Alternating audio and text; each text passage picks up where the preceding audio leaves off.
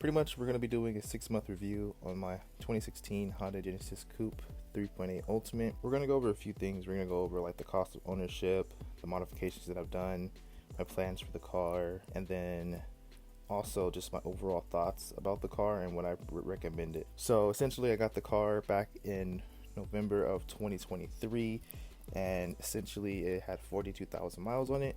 I put around 5k miles on it, and pretty much we're going to go over the cost of ownership as of right now. So I am in California and gas prices are a lot higher than anywhere else.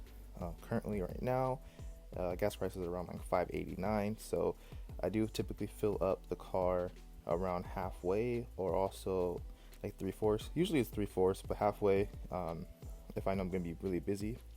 So it does take around $60 to $80 to fill up my car. And I haven't gotten to pretty much like E yet. I've been really close to E, and I think the most I paid was like 85. So that is pretty much how much I'm paying for gas. Now going into like maintenance and stuff like that.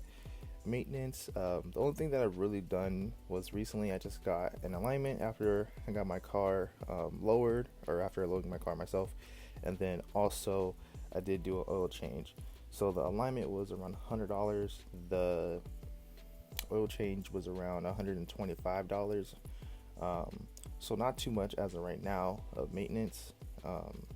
I do know that I do have another oil change coming up, so I do have probably around like 1,500 miles before I change the oil. Now regarding like insurance and stuff like that, I do pay around, I believe, $110, $120 a month for my car, and that's pretty much as a clean driver, no accidents or anything else like that.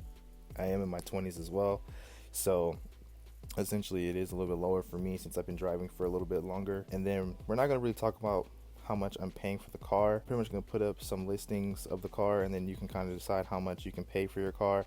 I know that I was looking and I seen the lowest for like a BK1 was around, I think, 10 or 11,000, and that was pretty much with like 52 or 50,000 miles on it, which is a pretty good deal. And then also I saw like the BK2s, and they were pretty much between, I'd say, like 12,000 to, I think the highest I saw was like 19,000. So essentially you pretty much can get one. Obviously you can, if you go to dealerships, and this is pretty much off of dealerships, so dealership prices are going to be a lot higher than, you know, if you were to go Facebook Marketplace. Now we're going to pretty much be getting into some things. We're just going to call it pros and cons of the car. We're going to do 3 things for each. So we're going to go ahead and start off with the cons and then go into the pros, ending on a positive note. So number 1, I feel like the car is kind of like a tin can. And when I say tin can, I mean like, I feel like essentially I can hear everything that's happening outside of the car. Now obviously, you know, with certain cars it's going to be different sound deadening, but I just feel like the sound deadening of this car is not the best. And also kind of leading into this sound deadening also is one of the common issues of these cars, which would be like squeaking and rattling. Pretty much just normal driving the car, especially potholes, stuff like that. I do hear this squeaking noise, and it's like the most annoying thing ever. Kind of sounds like an old car like passing by. And usually I really only hear it in the morning times, because as a person who works in the morning, I'm not trying to blast my music in the morning because I'm pretty much really tired. So I'd rather have it a little bit quieter, and hearing that kind of forces me to turn up the volume.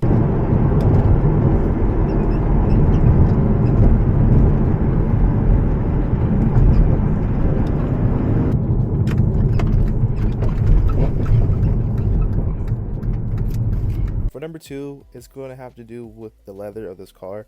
Now granted, I did buy this car and the leather was not in the best condition. From afar you can never tell that it has, you know, some rips and stuff like that. But something that's really annoying to me is that essentially the seats just look old. The color kind of makes the car look older.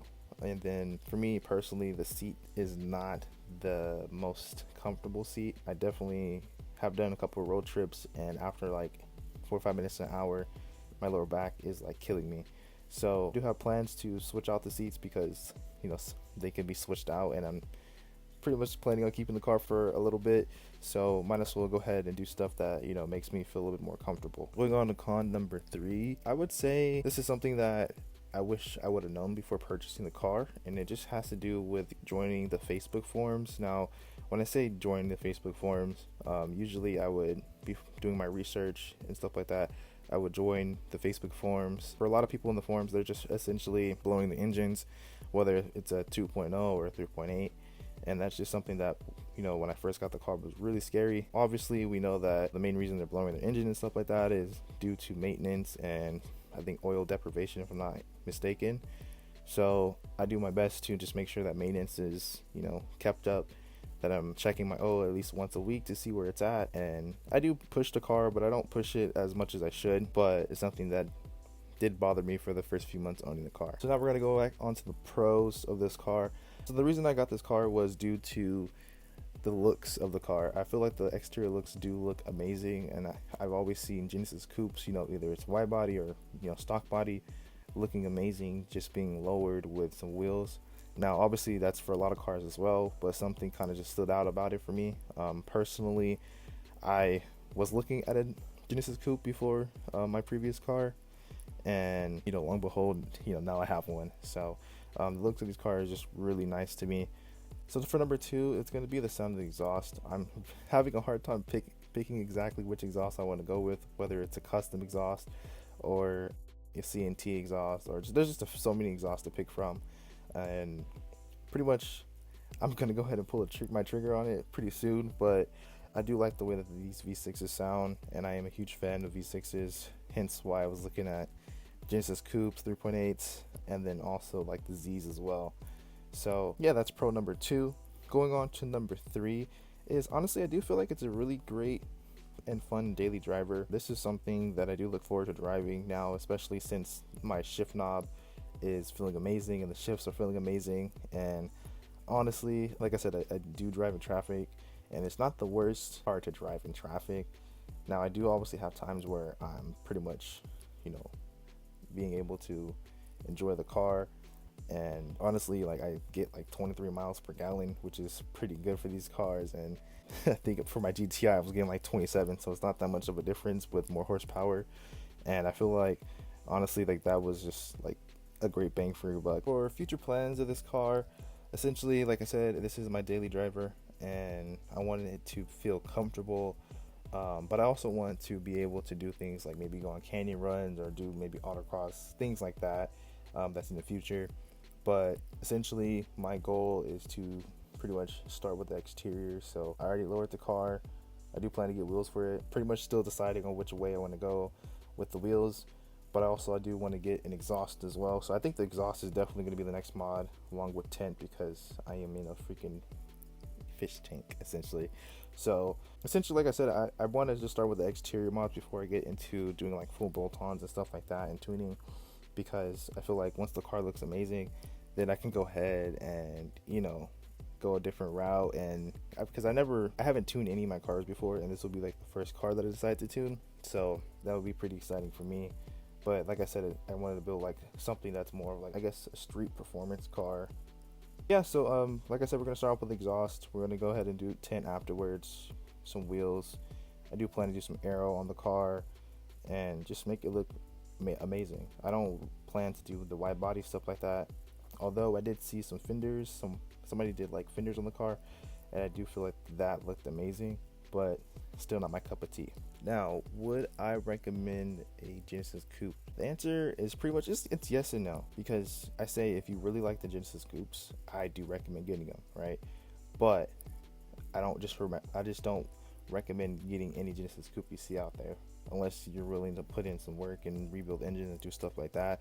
Then obviously that's not going to apply to you. For me, my main thing is I would check the Carfaxes if you're able to. I don't know if you're getting a dealership or a private party, whatever you decide to do, but just make sure that the maintenance is up to date, that the car was taken care of. You're checking for the oil changes, making sure that stuff is consistent, because one of the main reasons for these cars blowing their engines has to do with like oil deprivation and just a lot of just pretty much not doing the oil changes and keeping up with maintenance. So those are the main things. I say if you can get a good price on it, but if you're able to get a good price for one that has good maintenance on it, then honestly I say go ahead and run with it. But yeah, all in all, I feel like these cars are really amazing. They're really great to have, and I do recommend getting it. if you're able to get one, especially if you're trying to, if you're trying to go on the cheaper side. BK1 is probably the way to go. This is something that's a little different.